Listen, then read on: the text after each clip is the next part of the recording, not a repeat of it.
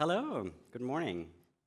Thanks for coming to my talk, How Configuration as Code Eliminates Invisible Work for Open Source Maintainers. My name is Lukas Pühringer. I'm a security engineer at the Eclipse Foundation security team. I would have liked to give this talk together with my friend and colleague Cairo today, but unfortunately he was not able to make it to Brussels. So I'll try my best to cover for him. Let's start off with some stretching. Quick show of hands. Who here is maintainer of an open source software project? Okay, that's a good amount. So this talk is about some of the lesser visible challenges that open source software maintainers face. So some of you will have first-hand experience with that. But I'm sure that everybody will be able to relate in one way or another. This is what we're going to talk about today. First, I'll talk about what we do at the security team of the Eclipse Foundation, to set the stage a little bit. Then I'm going to talk about what maintainers typically do, and especially that lesser visible part. Spoiler alert, it will be related to security. And last but not least, the solutions that we have come up with at the Eclipse Foundation, which we ourselves use, but are available outside of the foundation as well in order to make some of that work lighter for us and for our committers, or for software maintainers in general. Let's start with the Eclipse Foundation security team.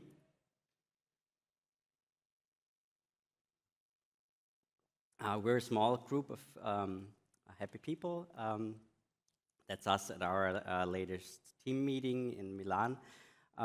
What we do in a nutshell is we try to strengthen the security posture of the Eclipse Foundation open source projects. Some of our tasks include incident response, so if there's a vulnerability in one of our projects that we steward, we coordinate the responsible disclosure process and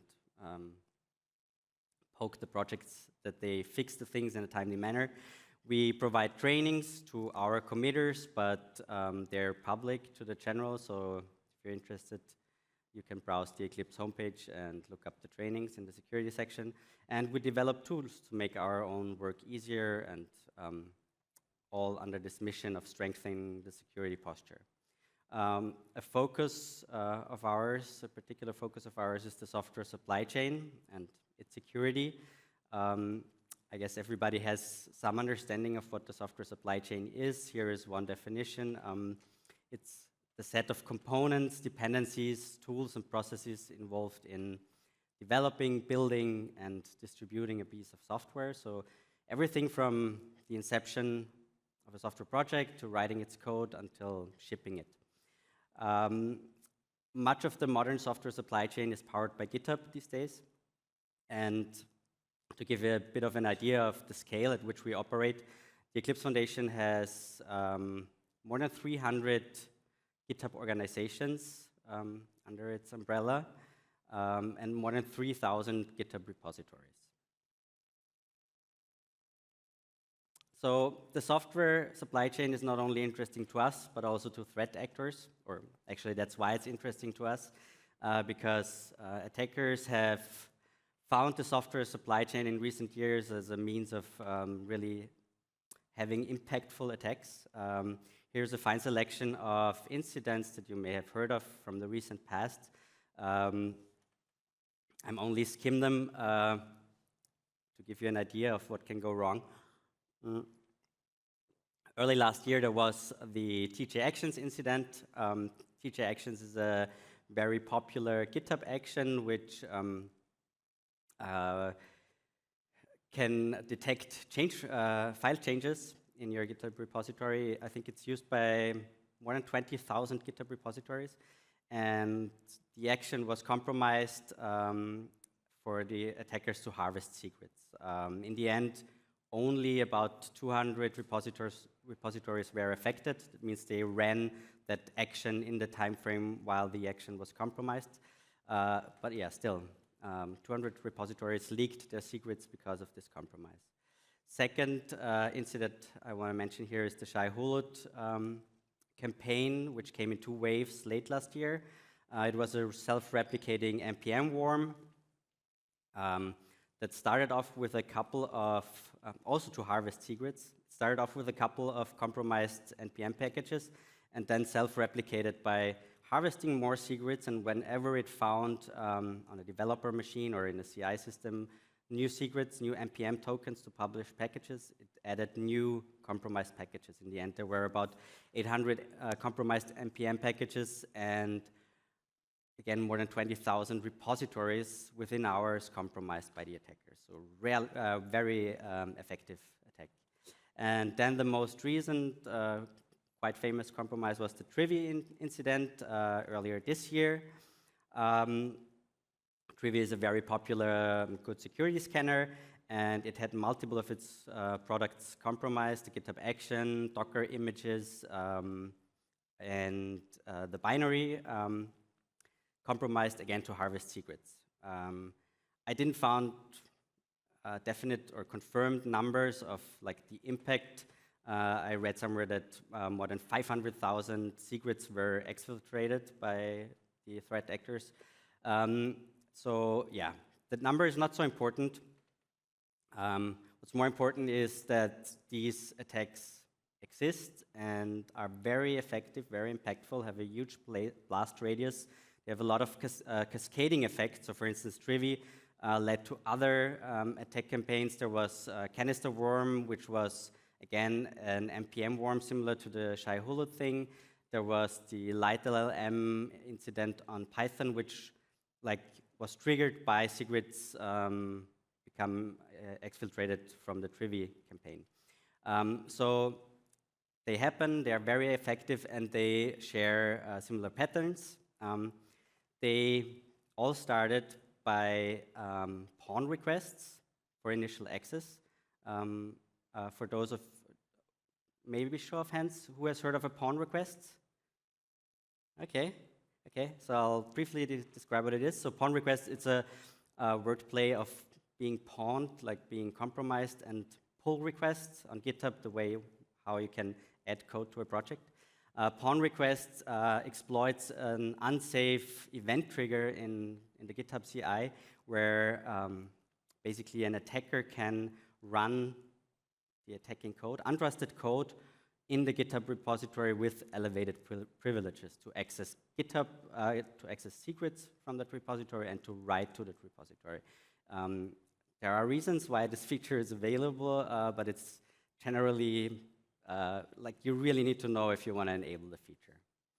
And in all these cases that I showed, this was the root cause, the entry, how a token was stolen.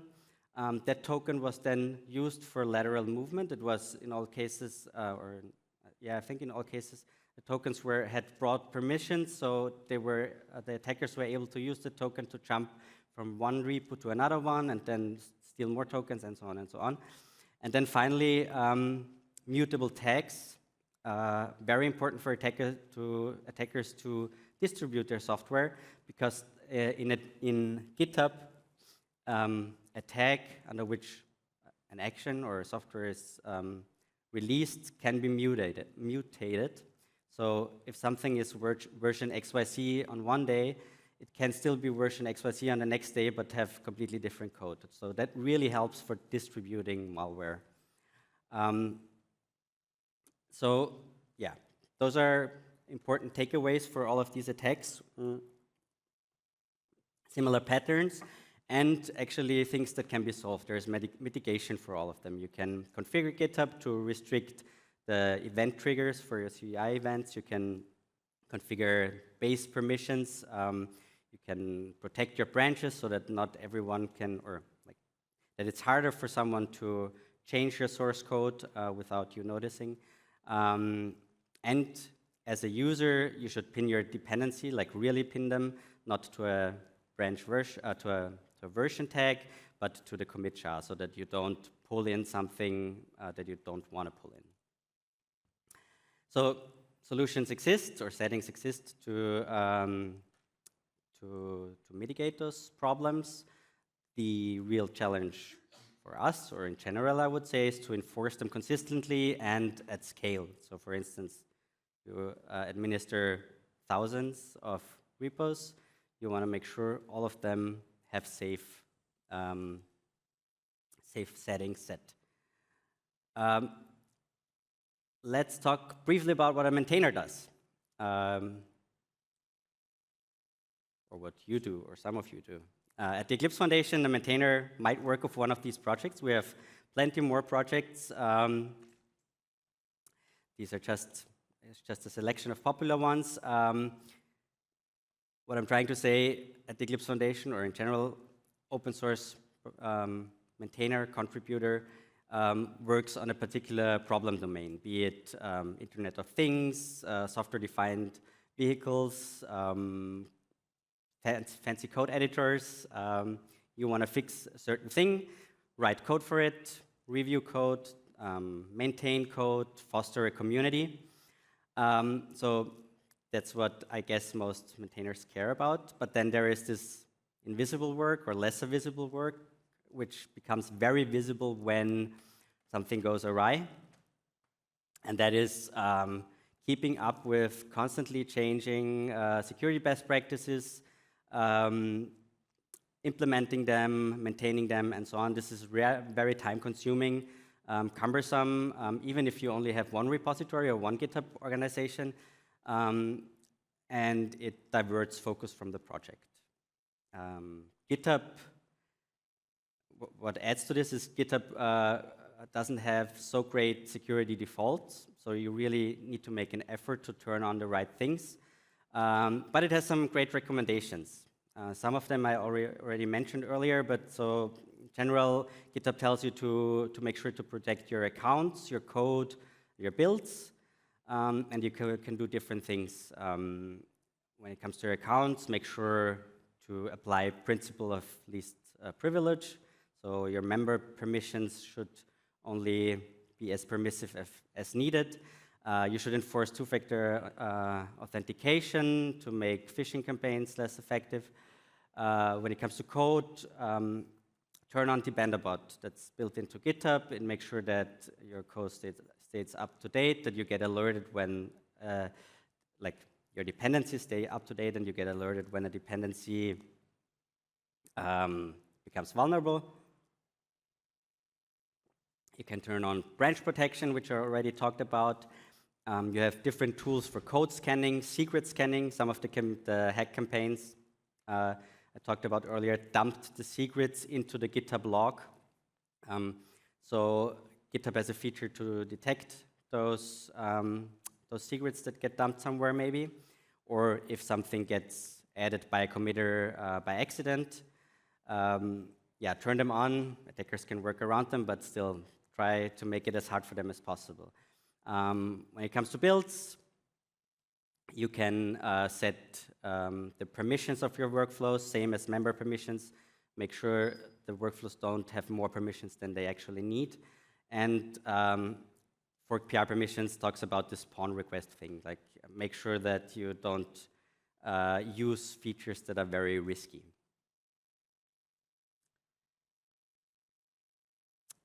Enforcing those settings, or setting those settings, is possible. GitHub provides very good documentation for it. It usually starts with, in the upper right corner of GitHub, click on your profile picture, go to settings, yada, yada, yada. Yeah, that does not scale. So you can do it maybe in one repository, a couple of repositories, but if you want to like have a plethora of repositories that you want to really make sure to protect, or like have a consistent security posture, you need something else. Enter Autodoc. That's the solution we came up with at the security team, and which we use for our projects to administer those settings as code. And yeah, I'll walk you through it a little bit. At a bird's eye view, Autodoc gives you secure defaults. So all the configurations are as code, and they pull in defaults that we maintain. So everyone using Autodoc in that Autodoc organization gets the secure defaults provided by, maintained by a security team. In our case, observability, we have a nice dashboard that shows us all the configuration state at any time. We can act upon weak configuration and manage drift if, sometimes it happens that configurations are not what they're supposed to be. So we see that gets flagged. And there is a paper trail of the configuration. So every change is attested for with a git commit. The configuration files themselves live in GitHub repositories. And yeah, you have git commits, pull requests, and enhanced context on the pull request for a change. So this is just a mapping of all the best practices that I talked about earlier. On the left side, you see what you would need to do, like the breadcrumbs where you go to change them in the UI. On the right side, that's the JSON format, what it would look like in code. Let me walk you through how Autodoc managed to do this. So first of all the configuration files are in a JSON-like format. We use JSON-net, which is more powerful than JSON. You can also write templates and so on. You can define everything, org settings, repo settings, workflow settings, and much more in there. It lives in the same GitHub organization as your project does.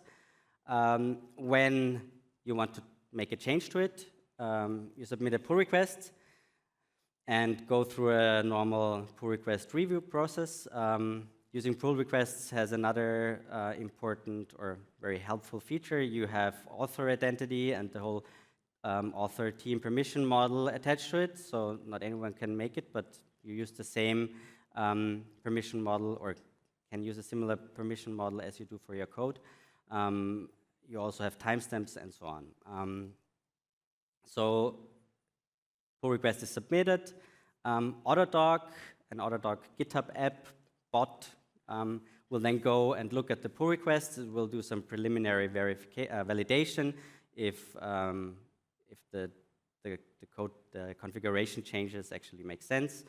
It will add a human readable diff, enhance the whole output a little bit, and check if the configuration change is eligible for auto merging. We block a couple of things for auto merging, things that conflict, but also things that would regress security. So that's what we do in our organization. That's what an Autodoc administrator would generally do. For Autodoc administrator, we then provide the CLI where they can go and look at pull requests that cannot be auto merged, and use the CLI to do the same thing the GitHub app would do on auto merge.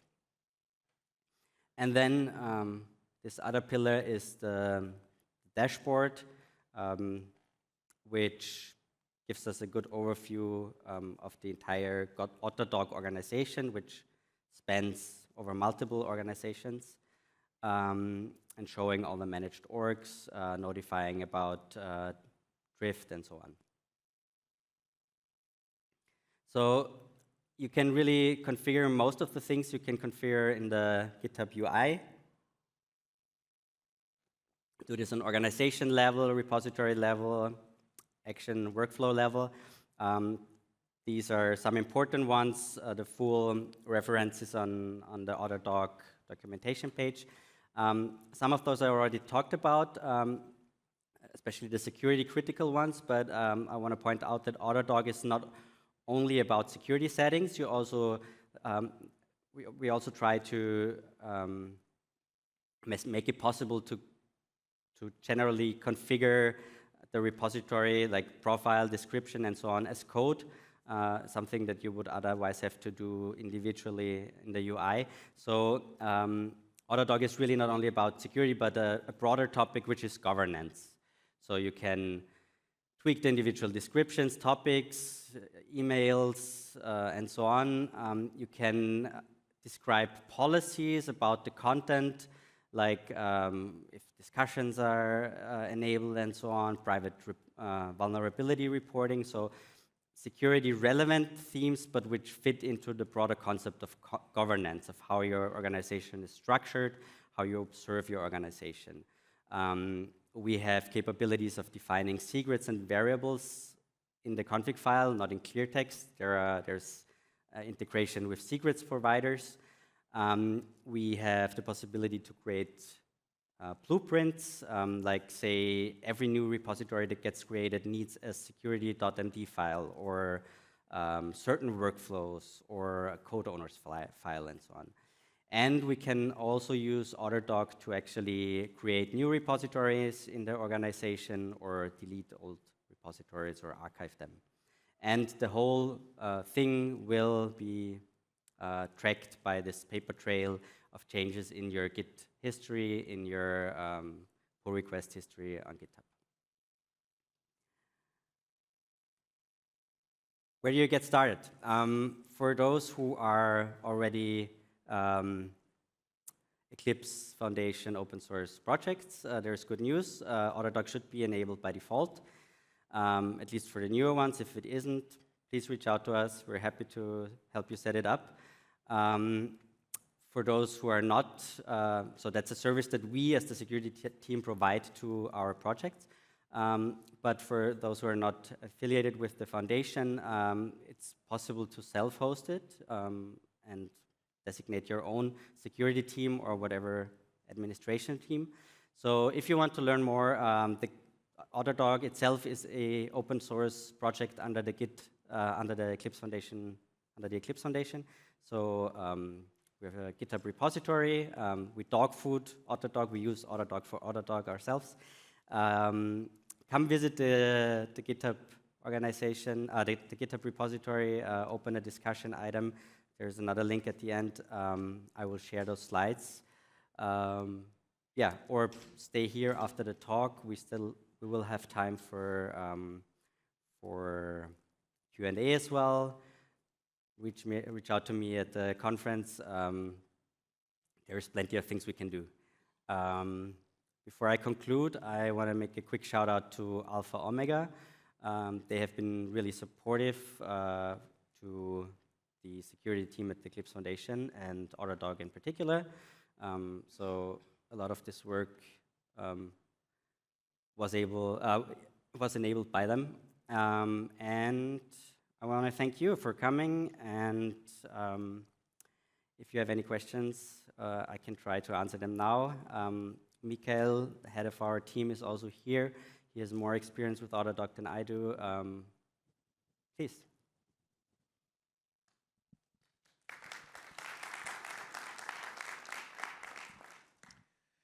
GitHub tells us that they are more enterprise friendly these days, and that some of the things that enterprises are asking for are now enabled for common governance across repositories.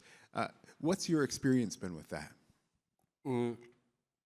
So I think there are certain feature sets available with GitHub Advanced Security, for instance, that helps, but it's far from where we want to be. So yeah. Thanks.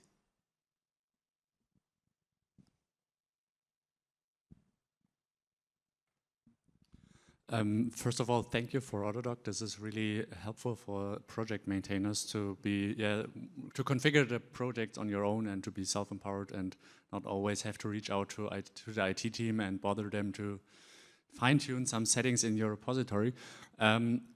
But while you can configure your repositories in an organization via Autodoc and the code, it's still possible, at least to some parts, to still configure them in the UI.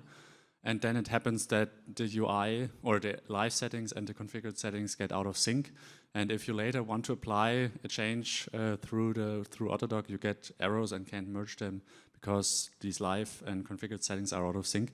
Is there a possibility to generate a change that syncs the configured settings according to the live settings back so that you can review them and sync them without finding it out manually or figuring it out manually? That, for example, a repository description that is configured through the UI now matches what is written in the configuration.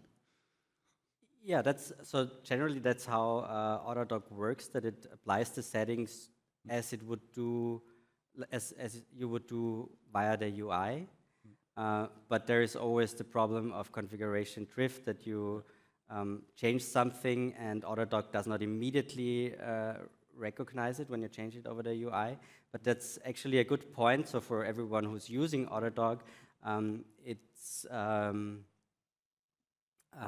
recommended to not do those changes over the UI, but try to really stick to the configuration files to avoid those kind of conflicts.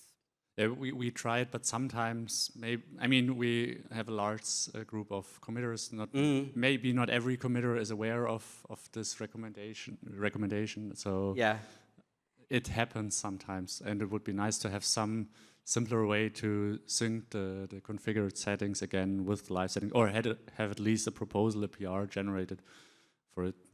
That would be sometimes helpful. You want to add something to that, Mika?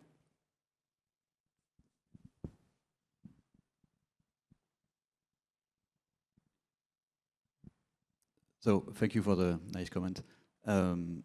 It was an issue that when the configuration was driven, the configuration as code drift from the live settings, that you were not able to merge immediately. So this has been resolved now because the merge actually only applies the changes that come from the PR. So even if you're out of sync, we don't overwrite everything. We just apply the changes that your PR actually creates. So that's one less issue.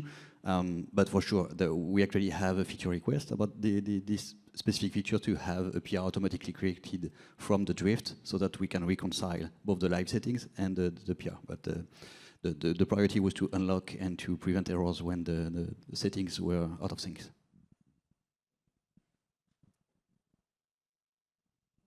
Thanks.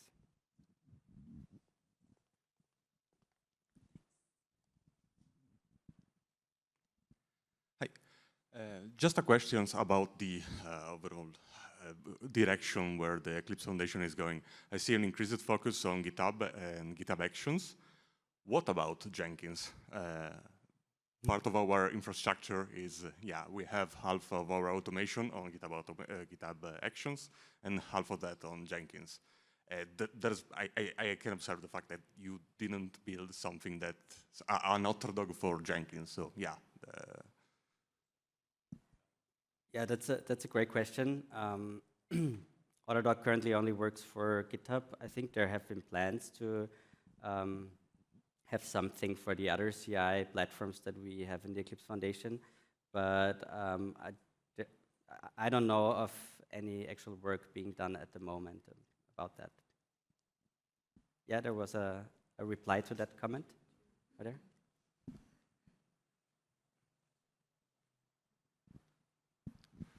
I think there is something. Oh, it's a little bit. Sorry, I think there's something similar. It's called Gyro or Giro, but it's only the IT team has right access to the repository. It's in Eclipse CBI organization/Giro, and there are all the Jenkins instances managed. But you can create PRs to it as a project, but you cannot submit them on your own. So somebody from the IT team has to review it and apply it and deploy it live to production, but this already exists. So, I mean, it would be great if at least some parts of this would be manageable directly for project teams as well. So maybe this could also be a follow-up request, but I think in general these things exist.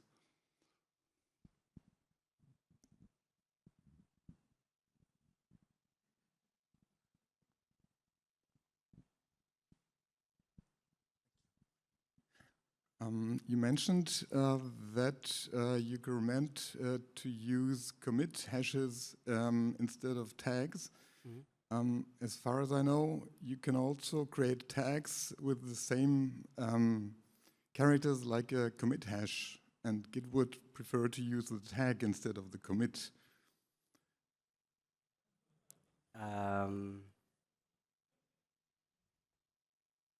So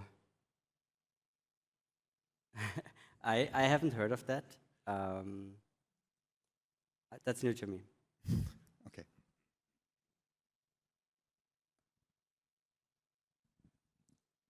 Just to add something to the question, the earlier question about the Jenkins configuration and GitHub. So yeah, we've been focusing on GitHub because most of the projects actually use GitHub and GitHub Actions and so on.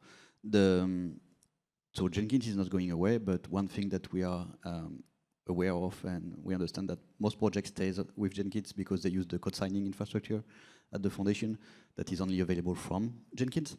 And we are in the process of offering the same features that for GitHub from GitHub Actions. So projects will be able to code sign their windows.exe, .msi, and to code sign and notarize their macOS application also from GitHub Actions. So that will be one way now. We are focusing on that as a new offering because that's what we hear the most. And as it was mentioned for Jenkins configuration, there is already a solution for Ascode. One comment to that last comment. So when pinning to a commit SHA, you are actually supposed to look at that SHA, like to make sure that you're pinning to the right thing, and at that time you should be able to distinguish a tag from a commit. There is tooling for it. We recommend a tool. I forgot the name now. Is it Pinact? Yeah, it's Pinact. I don't know if it has a check to see if a tag is actually, like, I would suppose that it doesn't pin to a tag that just looks like a commit hash. So that would be a way to mitigate that problem. But thanks for the input.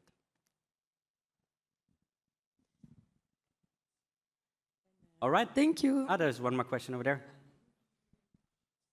Sorry. No? And this is a question We have about time. AI, actually. Do you have in your blueprints or templates some things to frame the use of AI, like agents.md or no agents.md or things like that? You mean like suggestions for that, for AI specifically? Yeah. I don't think we have anything like that at the moment, but that's something that could be definitely added to Autodoc documentation, for instance. Yeah, some templates for the project not to have to write them by themselves. If there are good best practices to be shared, maybe through Autodoc, that could be a way to do it. We have those for other things, but not for AI specifically at the moment. Thank you. Thanks. All right, thank you, everyone.